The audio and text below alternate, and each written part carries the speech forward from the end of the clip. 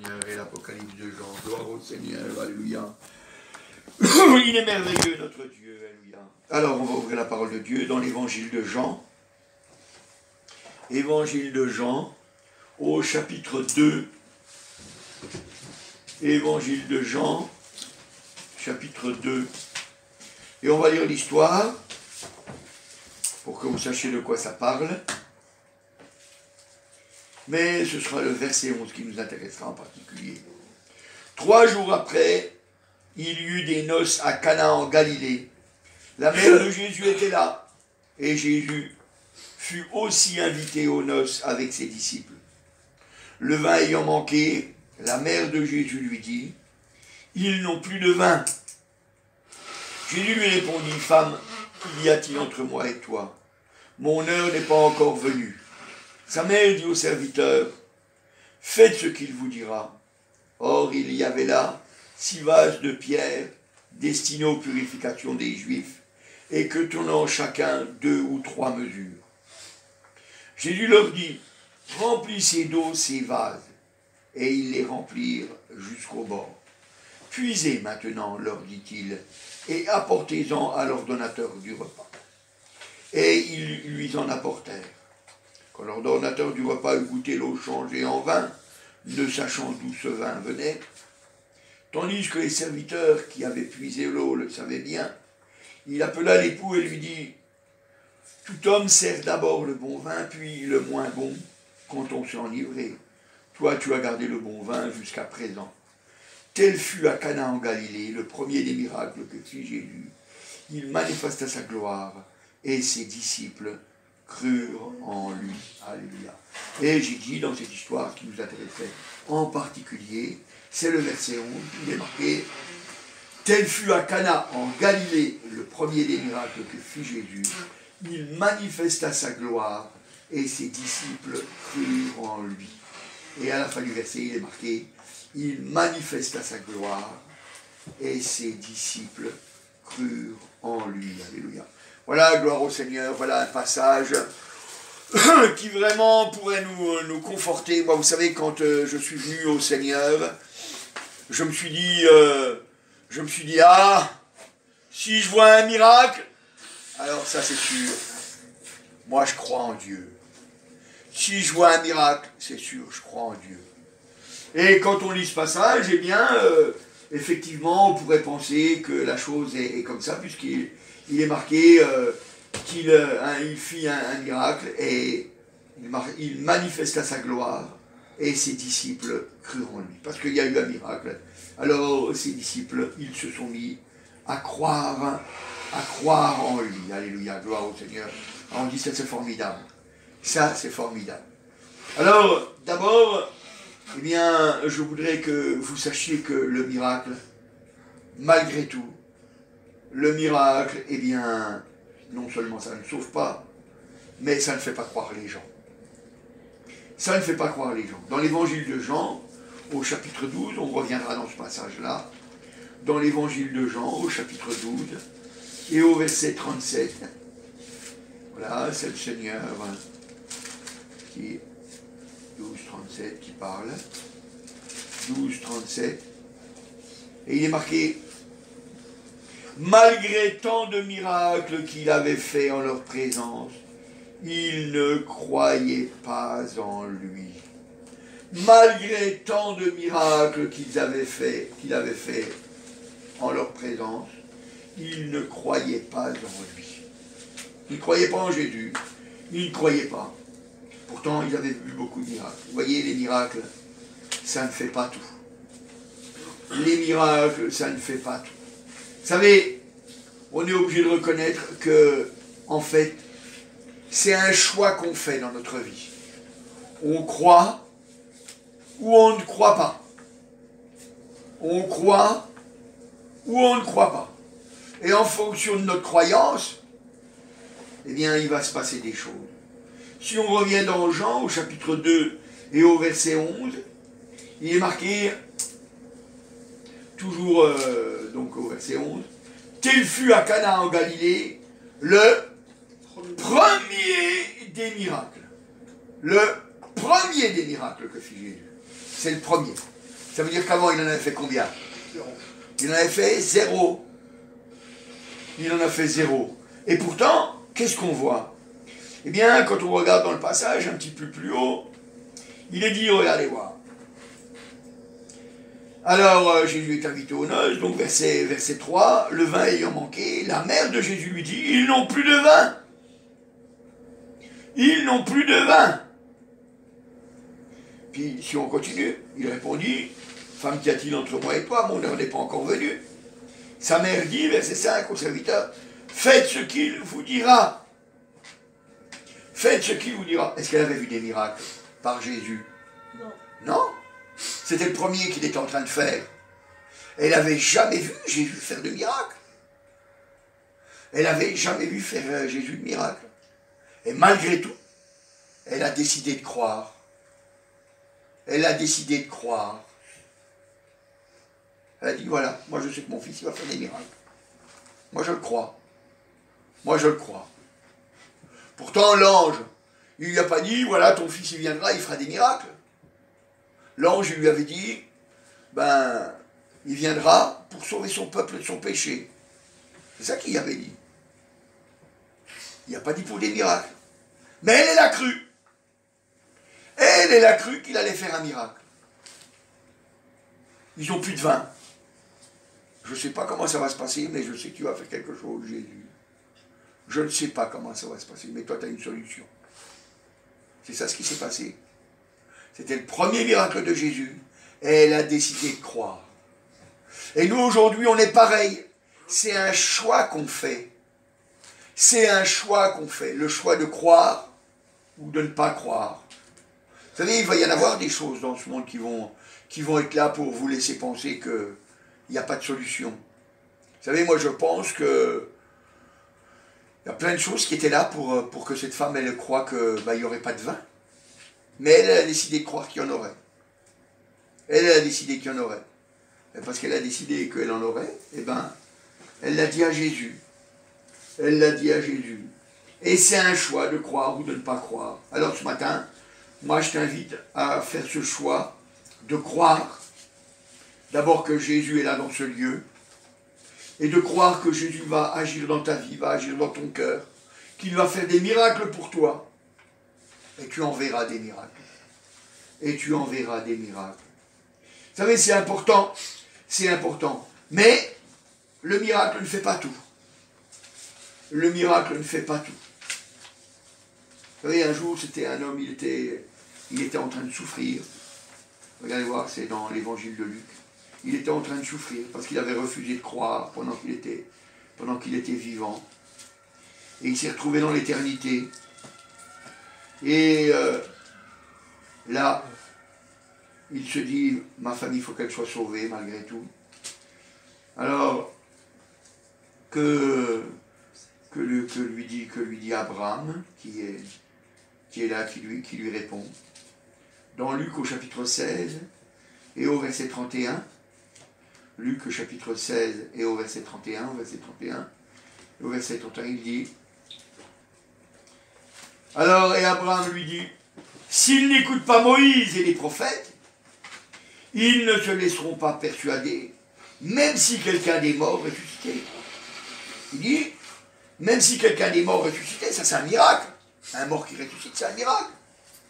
Même si jamais il y a un des morts qui ressuscite, eh bien ils ne se laisseront pas persuader. Même si jamais ils voient un miracle, ben, ils n'y croiront pas.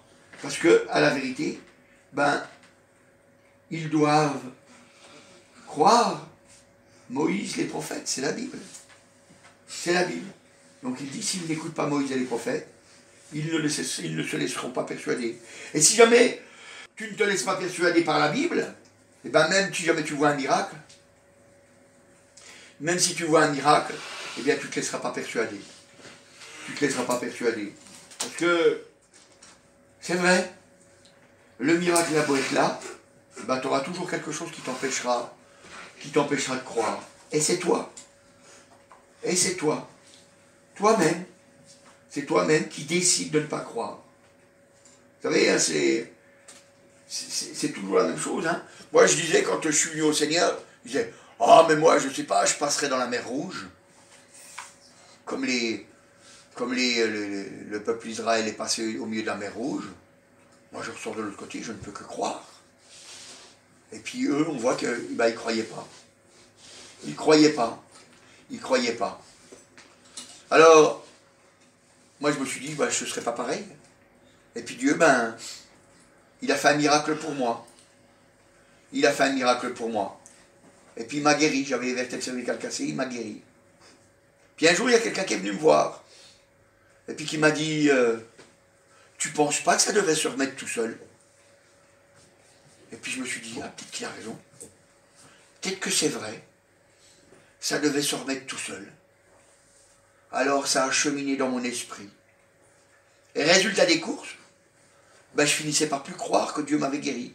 Je croyais que ça s'était fait tout seul. Alors, quand on me disait, donne ton témoignage, je ne voulais plus donner mon témoignage parce que je me disais, je ne veux pas dire de mensonges. Et puis, Dieu dans son amour, il a permis que j'ai un accident de moto. Et puis je me retrouve à l'hôpital. Je me suis retrouvé dans le même service où j'avais été opéré des vertèbres cervicales. Et puis là, le professeur, quand il est venu, quand il a vu que je pouvais bouger la tête, il a dit devant tout le monde, il a dit j'en tombe sur le cul. Et moi quand j'ai entendu ça, j'ai pleuré. Parce que d'un seul coup, au moment où il a dit ça, j'ai réalisé que ça ne pouvait pas se refaire tout seul, et que c'était Dieu qui l'avait fait. Et j'ai dû demander pardon au Seigneur, parce que j'avais douté de sa parole, j'avais douté du miracle, j'avais douté de ce qu'il avait fait dans ma vie. Voyez, c'est important de le savoir. C'est important de le savoir, voilà. Voyez, donc c'est croire à la parole de Dieu qui fait la différence. C'est croire à la parole de Dieu, alléluia. Alors vous savez, si on fait ce choix de croire, on ne croit pas pour n'importe quoi. On ne croit pas pour n'importe quoi. C'est vrai, on croit que Dieu fait des miracles, que Dieu agit dans les vies, mais vous savez, n'oublions pas que si Jésus est venu sur la terre, c'est pour sauver notre âme. C'est pour nous racheter de notre péché. Parce que c'est ça le message de l'évangile. C'est ça la bonne nouvelle. La bonne nouvelle, c'est pas que Jésus fait des miracles dans notre vie. La bonne nouvelle, c'est pas que nous obtenons des guérisons. C'est pas ça la bonne nouvelle. La bonne nouvelle, c'est qu'il rachète notre âme. La bonne nouvelle, c'est qu'il nous permet de venir à lui. C'est ça la bonne nouvelle. Alors croyons à cette bonne nouvelle et faisons le choix de croire que cette bonne nouvelle est pour nous. C'est pour ça que le Seigneur Jésus, il dira, regardez voir, dans Matthieu au chapitre 11, Matthieu chapitre 11 et au verset 20, Matthieu chapitre 11, voilà, Matthieu 11, 20. Voilà, alors qu'est-ce qu'il dit? Il dit, alors il se mit, alors c'est le Seigneur Jésus, alors il se mit à faire des reproches aux villes dans lesquelles avaient eu lieu la plupart de ces miracles, parce qu'ils ne s'étaient pas repentis. Parce qu'ils ne s'étaient pas repentis. C'est la repentance que Dieu veut quand il fait des miracles. C'est pour nous aider à nous repentir que Jésus fait des miracles. Pour qu'on puisse s'appuyer dessus, se souvenir au jour où ça ne va pas qu'on a un Dieu qui répond à nos prières, un Dieu qui nous aime et qu'il a payé véritablement le prix pour que nous puissions être sauvés.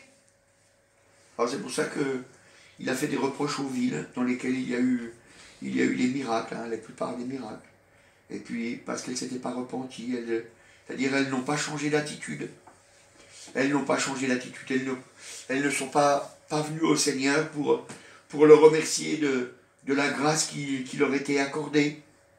Et ils continuaient leur vie comme avant.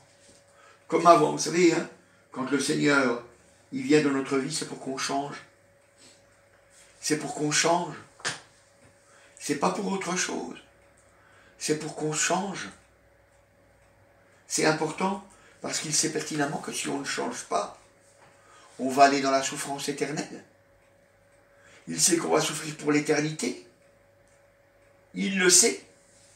Alors c'est pour ça, Jésus est venu. Il a fait des miracles. Il a fait des prodiges.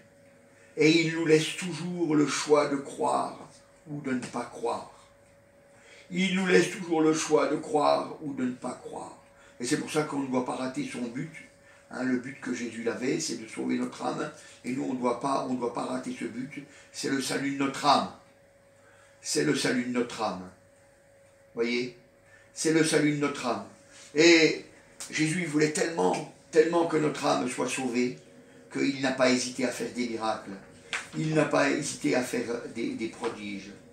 C'est vrai. Mais il veut qu'on se repente. Il faut que le miracle, il serve à quelque chose. Il serve à quelque chose. Il serve à notre repentance. Vous savez, quand on voit que le Seigneur Jésus, il a fait des dizaines de litres de vin, vous savez, quand on a vu là dans l'évangile de Jean, au chapitre 2, à Cana, en Galilée, il a fait des dizaines de litres de vin. Et il les a fait. Il y avait un but. Il y avait un but. Le but, c'est que ses disciples croient en lui, qu'ils voient la gloire de Jésus. Et que les disciples croient en lui, parce qu'ils allaient servir plus tard. Ils allaient servir plus tard. Jésus avait un plan pour eux, qui était un plan pour nous, en fait, pour nous sauver, nous, pour qu'à la suite, ils puissent annoncer l'évangile. Alors le miracle, il n'était pas vain. Le miracle n'était pas vain. Et aujourd'hui, eh bien, nous, de même, nous ne devons pas rater le but. Le Seigneur veut faire des miracles pour nous. Il veut faire des miracles pour le salut de notre âme, et aussi pour le salut de ceux qui nous côtoient. Vous savez, c'est pour ça qu'on dit toujours, le Seigneur a fait des miracles dans ma vie, et puis on le témoigne publiquement. On le témoigne publiquement, on dit voilà ce que le Seigneur a fait dans ma vie. Et on sait qu'en témoignant, eh bien les gens ils vont faire un choix. Soit ils vont faire le choix de croire, ou soit ils vont faire le choix de ne pas croire. Donc c'est-à-dire, soit ils vont faire le choix d'accepter que Jésus vient dans leur vie, ou soit ils vont accepter le choix de ne pas accepter Jésus dans leur vie. Donc c'est-à-dire, ils diront, moi je ne veux pas de Jésus dans ma vie. Je ne veux pas de Jésus dans ma vie. En disant cette chose-là, eh bien, ils ne le disent peut-être pas d'une façon consciente, mais ils le disent par leurs actions, par leur façon de penser. Et vous savez, c'est ça qui montre vraiment la vérité. Qui montre vraiment la vérité. Et nous ne devons pas rater notre but. Et ce matin, moi je vous encourage à ne pas rater votre but et à rechercher vraiment la présence du Seigneur, à croire en lui, même si jamais vous n'êtes pas encore en train de voir la chose se réaliser.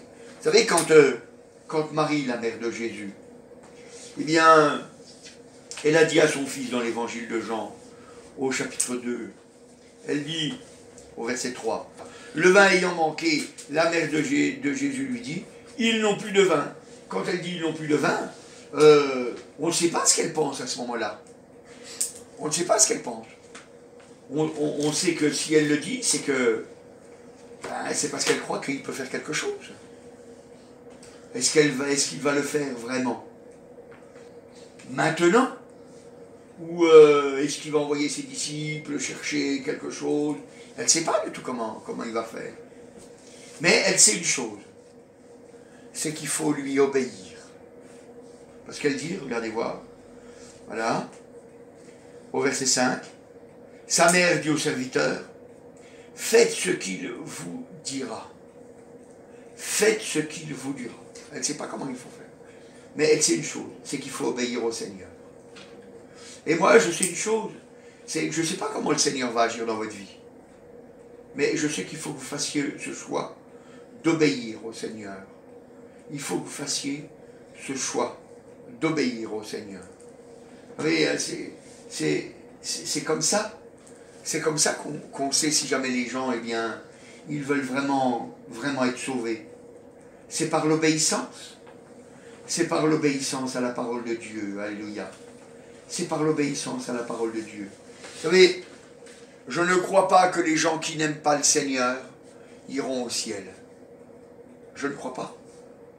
Je ne crois pas que les gens qui n'aiment pas le Seigneur, eh bien, ils iront au ciel. Je ne le crois pas.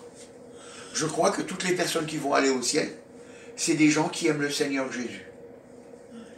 Et je crois que les gens qui n'aiment pas le Seigneur Jésus, eh bien, ils n'iront pas au ciel. Alors, il y en a qui vont me dire, mais moi, j'aime le Seigneur. Moi, j'aime Jésus. Moi, j'aime Jésus.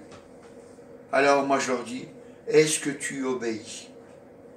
Est-ce que tu obéis? La Bible, elle nous dit, dans l'évangile de Jean, au chapitre 14, et au verset 21, évangile de Jean, chapitre 14, et au verset 21, verset 21, il est marqué, celui qui a mes commandements et qui les garde, c'est celui qui m'aime.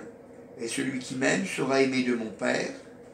Je l'aimerai et je me ferai connaître à lui. Alléluia, gloire au Seigneur. Il dit que celui qui m'aime, c'est quoi? C'est celui qui garde ses commandements. C'est celui qui garde les commandements du Seigneur. Donc, c'est-à-dire c'est quelqu'un qui obéit aux commandements du Seigneur.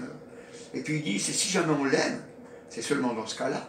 Si jamais on l'aime, alors il dit, eh bien je l'aimerai, et je me ferai connaître à lui. Ça ne change rien. Jésus est quand même mort pour ton péché, même si tu ne l'aimes pas. Même si tu ne l'aimes pas, Jésus est quand même mort pour ton péché. Il est quand même mort pour ton péché. C'est vrai. Il est quand même mort pour ton péché. Mais tu n'iras pas au ciel. Tu n'iras pas au ciel parce que tu n'obéis pas. Parce que tu n'obéis pas. Vous savez, en obéissant, ça prouve qu'on l'aime. Ça prouve qu'on l'aime. Vous savez d'ailleurs, la Bible, elle dit, regardez voir, dans 1 Jean au chapitre 5 et au verset 3, 1 Jean, chapitre 5, voilà, 1 Jean, chapitre 5 et au verset 3, il est marqué, car l'amour de Dieu consiste à garder ses commandements. Et ces commandements ne sont pas pénibles. Car l'amour de Dieu consiste à garder ses commandements. Voyez? L'amour de Dieu consiste à marcher, consiste à garder ses commandements. Alléluia, gloire au Seigneur. Et ces commandements ne sont pas pénibles. Et encore, dans 2 Jean, au chapitre 1 et au verset 6. 2 Jean, chapitre 1 et au verset 6, il y a qu'un chapitre de toute façon. Et au verset 6, il est marqué, l'amour consiste à marcher selon ses commandements. C'est là le commandement dans lequel vous devez marcher, comme vous l'avez appris dès le commencement. Alléluia. L'amour consiste à marcher selon ses commandements. C'est ça l'amour. C'est ça l'amour. Vous savez? Eh bien, voyez, quand on marche selon les commandements de Dieu, eh bien, à ce moment-là, c'est de l'amour. Et ça montre qu'on a confiance en lui. C'est-à-dire, ça montre qu'on a de la foi. On a de la foi. Marie, c'est ce qu'elle a fait. C'est ce qu'elle a fait. Elle a dit, obéissez-lui. Obéissez-lui. Faites ce qu'il vous dira. Ah, c'est ce qu'elle a dit. Mais ça veut dire, obéissez-lui. Obéissez-lui. Si vous voulez voir le miracle se faire, si vous voulez voir la transformation se faire, si jamais vous voulez vraiment qu'il y ait des transformations dans votre vie, si vous voulez qu'il y ait un véritable changement, si vous voulez véritablement que votre conversion soit une vraie conversion, alors obéissez-lui. Autrement, ça ne peut pas marcher. Autrement, ça ne peut pas marcher. Vous savez, on en a vu des gens qui ils ont dit qu'ils étaient convertis, puis qu'ils n'étaient pas convertis. Vous savez, on reconnaît toujours un arbre à ses fruits. C'est le fruit qu'on porte qui nous dit qui nous sommes. Vous savez, moi, je sais que je suis gros. Mais quand je me regarde là, comme ça, je me trouve pas gros. Je me trouve pas gros. Mais quand je me mets devant le miroir, et puis que je regarde, ben, je vois que je suis gros. Je vois que je suis gros. Parce que le miroir, il me rappelle les choses. Hein. Ah, il est clair, hein, le miroir. Il ne porte pas un jugement. Hein. Il ne porte pas un jugement. Mais il me dit, t'es gros, Michel. T'es gros. Et puis, quand je m'en vais du miroir, ben vous savez, sur le moment, j'y pense. Je me dis, ah, faudrait que je fasse un régime.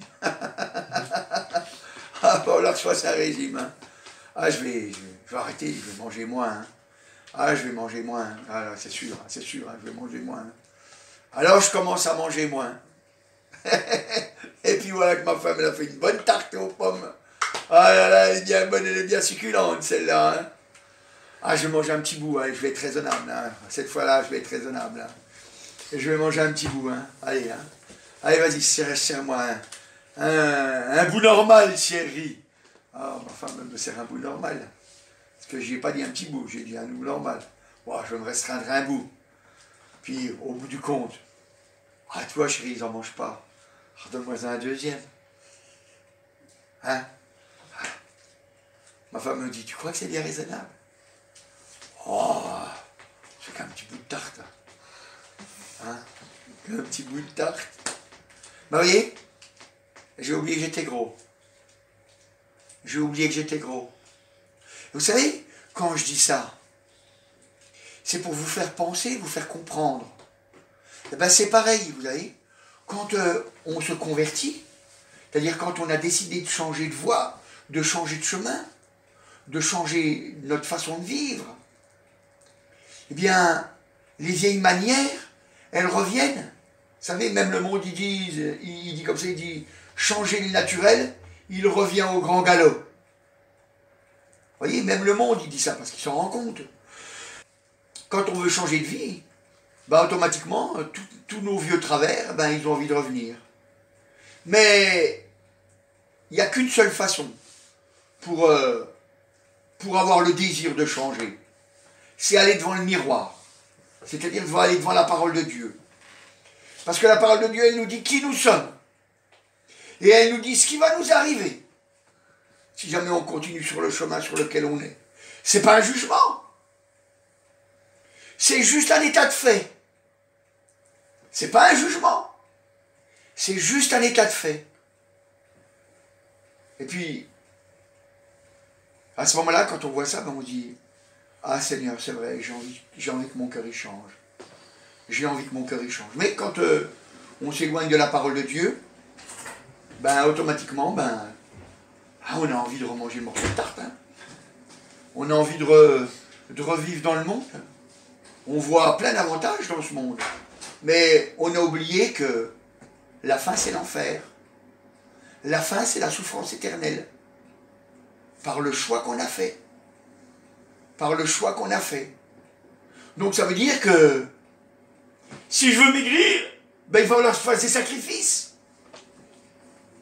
Si je veux maigrir, il va falloir que je fasse des efforts. Si je veux marcher avec Dieu, il va falloir que je fasse des efforts. C'est pour ça que le Seigneur, il a dit, efforcez-vous d'entrer par la porte étroite. C'est pas une manière de parler, c'est pas un style. Hein. C'est parce qu'il sait quelle est notre fin si on ne fait pas l'effort. Parce qu'il n'y a que des volontaires pour aller au ciel. Que des volontaires. Comme pour l'enfer. Comme pour l'enfer. Ce ne sont que des volontaires. Ce ne sont que des volontaires. Donc, si je me mets à obéir, parce que la parole de Dieu, elle me dit d'obéir, si je me mets à obéir pour faire ce que la parole de Dieu, elle dit, ben, ça me montre que j'aime Dieu, que j'aime sa façon de vivre, que c'est comme ça que j'ai envie de vivre, parce que c'est comme ça qu'on va vivre pendant l'éternité. Et ça prouve que j'ai confiance en lui, ça veut dire, ça prouve que j'ai de la foi. Ça prouve que j'ai de la foi. Regardez voir, si vous regardez dans les Actes des Apôtres, par exemple, Actes des Apôtres au chapitre 3, Actes des Apôtres au chapitre 3, voilà. On voit, c'est un homme, il a été guéri. Voilà, regardez voir. Actes des Apôtres, chapitre 3. Alors on pourrait lire depuis le verset 1. Pierre et Jean montaient ensemble au temple à l'heure de la prière. C'était la 9e heure. Il y avait un homme boiteux de naissance et qu'on plaçait tous les jours à la porte du temple, appelé la Belle, pour qu'il demande l'aumône à ceux qui entraient dans le temple. Cet homme, voyant Pierre et Jean qui allaient y entrer, leur demanda l'aumône. Pierre, de même que Jean, fixa les yeux sur lui et dit « Regarde-nous !» Et il les regardait attentivement, s'attendant à recevoir d'eux quelque chose. Alors Pierre lui dit « Je n'ai ni argent, ni or, mais ce que j'ai, je te le donne. Au nom de Jésus-Christ de Nazareth, lève-toi et marche. » Et le prenant par la main droite, il le fit lever. Au même instant, ses pieds et ses chevilles devinrent fermes. D'un saut, il se mit debout et il se mit à marcher. Et il entra avec eux dans le temple, marchant, sautant et louant Dieu. Alléluia. Qu'est-ce qu'il a fait cet homme? Il a obéi. Il a obéi. Il s'est laissé faire. Quand on l'a tiré, hop, il s'est laissé faire. Il n'a pas dit, oh, laissez-moi, laissez-moi, je ne peux pas marcher. Je suis infirme. Il n'a pas fait ça. Il a accepté. Il s'est laissé faire. Il a obéi. Il a cru. Il a eu la foi. Il a eu confiance. Il a eu confiance. Il pensait que les disciples allaient lui donner quelque chose. Il ne savait pas quoi. Peut-être de l'argent. Puisque c'était ça qu'il demandait. Mais c'est pas ça qui s'est passé. Ils ont donné plus. Ils ont donné plus. Et c'est pour ça. C'est pour ça que dans Actes au chapitre 3 et au verset 16, il est marqué. C'est par la foi en son nom, la foi dans le nom de Jésus, c'est par la foi en son nom, que le nom de Jésus, a raffermi celui que vous voyez et connaissez. C'est par la foi en lui qui a donné à cet homme cette entière guérison en présence de tous. Alléluia. Gloire au Seigneur. C'est parce que cet homme, il a accepté. Il a accepté de croire. Il a eu la foi. Il a eu confiance dans ce nom. Dans le nom de Jésus, il en a eu confiance. Il a eu confiance. Vous savez, je ne sais pas s'il avait déjà rencontré Jésus. Mais je sais une chose. C'est qu'il a cru dans ce nom-là. Il en a sûrement entendu parler. Parce que Jésus, peu de temps avant, Jésus l'avait été crucifié. Donc il en avait sûrement entendu parler. Et puis là, il s'est dit, avec tout ce que j'ai déjà entendu sur Jésus, tous ces gens qui ont déjà été guéris, tous ces gens qui ont déjà été délivrés, pourquoi est-ce que moi je resterai dans le doute? Pourquoi est-ce que moi, je ne choisirais pas de croire et d'obéir? Vous savez, ça a fait toute la différence. Ça a fait toute la différence. Parce qu'il a choisi de croire, il a choisi d'obéir, il a choisi de faire confiance. Alors sa vie, elle a été transformée. Sa vie, elle a été transformée. Vous savez, c'est important de le savoir. C'est important de le savoir. Alléluia. Que la Bible, elle nous dit, regardez voir dans Hébreux au chapitre 5. Hébreux, chapitre 5. Voilà, gloire au Seigneur. Hébreux, chapitre 5, et au verset 9. Hébreux, chapitre 5, et au verset 9. Il est marqué, après avoir été élevé à la perfection, c'est Jésus, il est devenu pour tous ceux qui lui obéissent.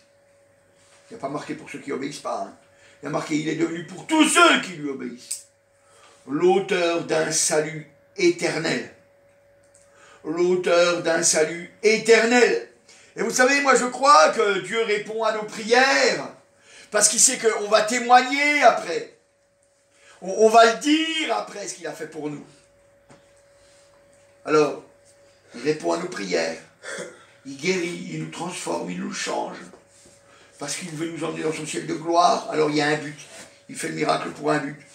Alors c'est vrai, c'est pour nous aussi, mais c'est aussi pour que les autres y sachent. Les autres y sachent que Jésus a transformé notre vie, a changé notre cœur, nous a guéris, a fait de nous une nouvelle créature, une nouvelle création. Il veut qu'on puisse le dire. Alléluia. C'est important. Et c'est pour ça que, eh bien, nous aussi, on doit avoir confiance. Alléluia. On doit avoir confiance. Et si on a cette confiance, alors, on va vouloir obéir. On va vouloir obéir. Et puis, on va faire quoi? Ben, on va faire comme Noé, dans Hébreux, au chapitre 11. Regardez voir qu'est-ce qu'il est écrit. Hébreux, chapitre 11. Hébreux, chapitre 11. Et au verset 7. Hébreux, chapitre 11, et au verset 7, il est marqué, c'est par la foi, c'est par la confiance, c'est par la foi que Noé, divinement averti des choses qu'on ne voyait pas encore, et saisi d'une crainte respectueuse, construisit une arche pour sauver sa famille. C'est par elle qu'il condamna le monde et devint héritier de la justice qui s'obtient par la foi. Alléluia, gloire au Seigneur. Alors qu'est-ce qu'on voit? Eh bien on voit que Noé, eh bien il a cru. Il a cru cette parole, il a été divinement averti. Nous sommes divinement avertis par la Bible, par la parole de Dieu. On est avertis. On est avertis que le monde va périr. Le monde va en enfer. Lui, on lui a dit la même chose. On lui a dit le monde va périr. Le monde va périr. Alors, on lui a dit, ben voilà, il faut que tu construises une arche pour les sauver. Et à nous, on nous dit, voilà, le monde va périr. Il faut que tu bâtisses l'église. Il faut que tu bâtisses l'église. Et vous voyez, eh bien le miracle, il s'est fait. Mais le miracle, il s'est fait comment? Il s'est fait petit à petit. C'était pas le miracle d'un jour. Ça a été le miracle d'une vie. Ça a été le miracle d'une vie. Parce qu'il a fallu qu'ils mettent des années, des années, des années, des années, une centaine d'années pour construire l'arche. Une centaine d'années pour construire l'arche. Et nous, c'est une vie pour construire l'église, pour lutter pour les âmes, pour celles qui viennent, pour celles qui ne viennent plus, pour lutter pour celles qui sont découragées. On construit, c'est un miracle. Et vous savez, moi je crois qu'il y a des fois, Noé, il devait être découragé. Je crois qu'il devait être découragé. Parce que ça ne se passait peut-être pas comme il voulait. Mais il a persévéré jusqu'au bout. Et vous savez ce qui me dit qu'il a persévéré jusqu'au bout? Vous savez, c'est quoi qui me dit qu'il a persévéré jusqu'au bout? C'est quoi, à votre avis, qui me dit qu'il a persévéré jusqu'au bout? Parce qu'il a construit. Comment? Il a construit. Parce qu'il a été sauvé par l'arche. Il a été sauvé par l'arche. Dieu a utilisé l'arche. Si jamais il n'avait pas persévéré jusqu'au bout, il n'aurait pas construit l'arche. Il n'aurait pas construit l'arche. Et ce qui prouve qu'on est des véritables chrétiens et qu'on a donné notre cœur au Seigneur, c'est qu'on bâtit l'église. C'est ça qui prouve. C'est-à-dire, même si jamais on voit plein de choses qui pourraient nous décourager, les gens qui nous abandonnent, les gens qui nous font du mal, les gens qui nous volent, les gens qui disent du mal de nous. Mais peu importe. Peu importe. Ce qu'on construit, c'est par la foi. C'est par la foi qu'il a construit l'arche. Nous, c'est par la foi. C'est par la foi qu'on construit l'église. On dit voilà, Dieu nous a permis de nous réunir ici. Alors c'est ici qu'on construit. On construit. Et le chrétien, c'est celui qui construit. Il n'y a pas que le pasteur. Le chrétien, c'est celui qui construit. C'est celui qui prie, celui qui lutte, celui qui souffre pour les âmes. Celui qui a la foi. Celui qui a la foi.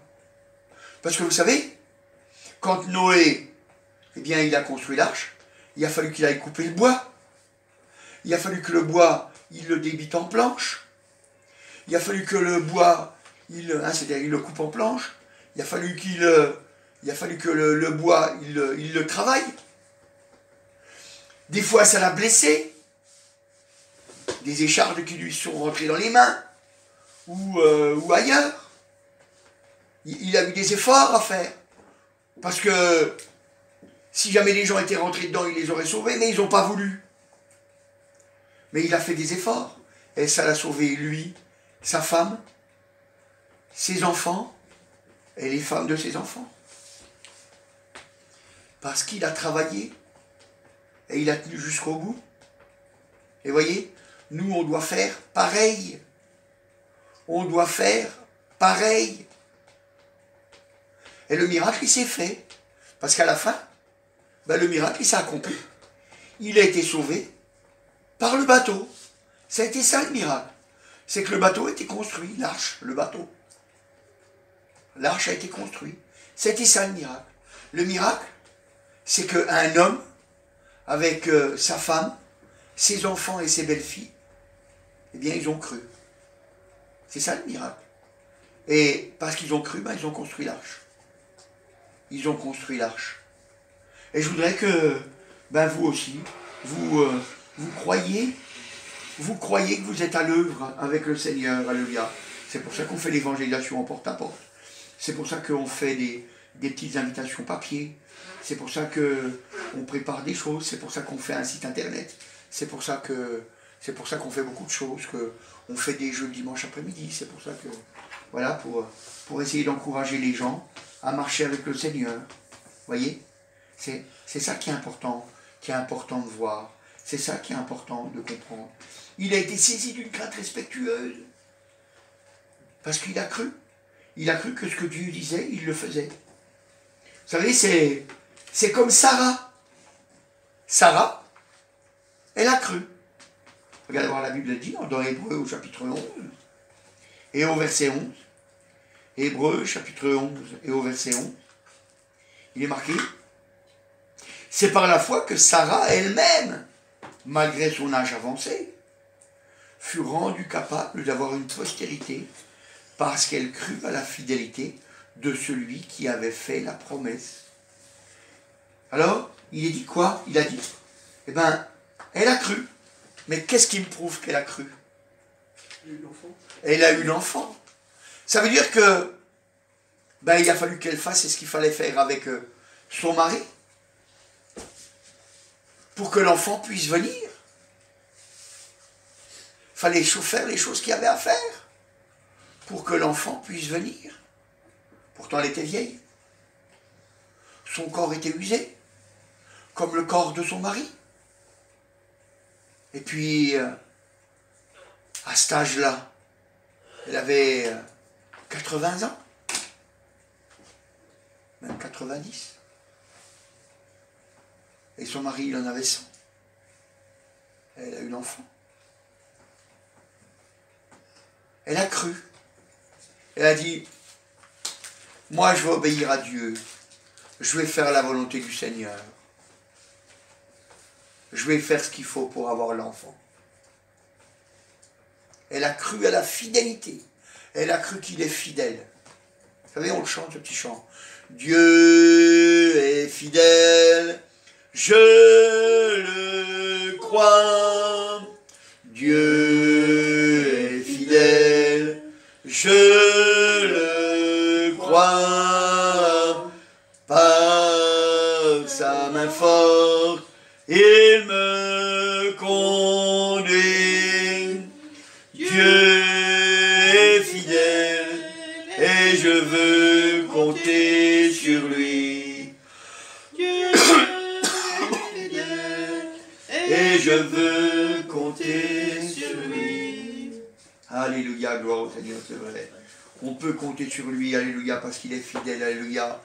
Et voyez, parce qu'il est fidèle, alors elle a pu croire. Elle s'est dit, ça vaut le coup.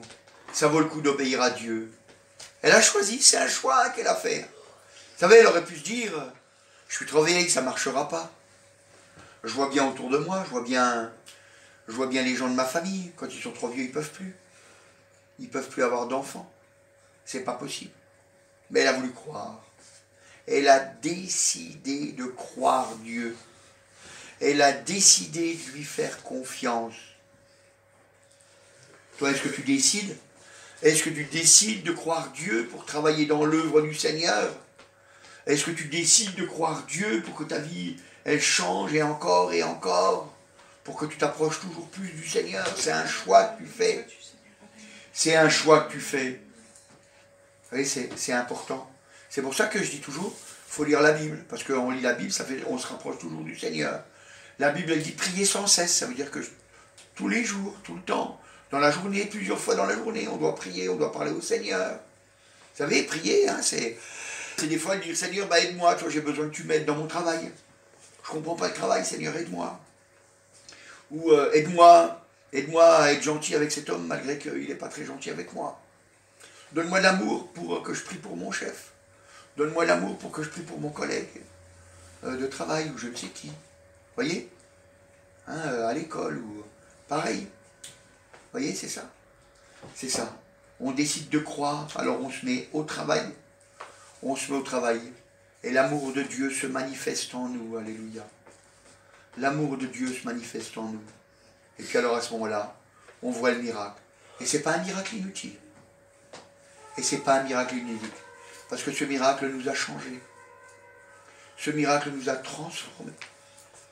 Et ce miracle est un témoin pour ceux qui nous côtoient. Amen. Alléluia, Seigneur Dieu. Je te remercie, Seigneur. Alléluia, tu es merveilleux. Tu es merveilleux, roi des rois. Alléluia, c'est toi qui agis dans les vies, qui transformes les cœurs. C'est vrai que c'est toi qui fais le miracle, Seigneur. Alléluia.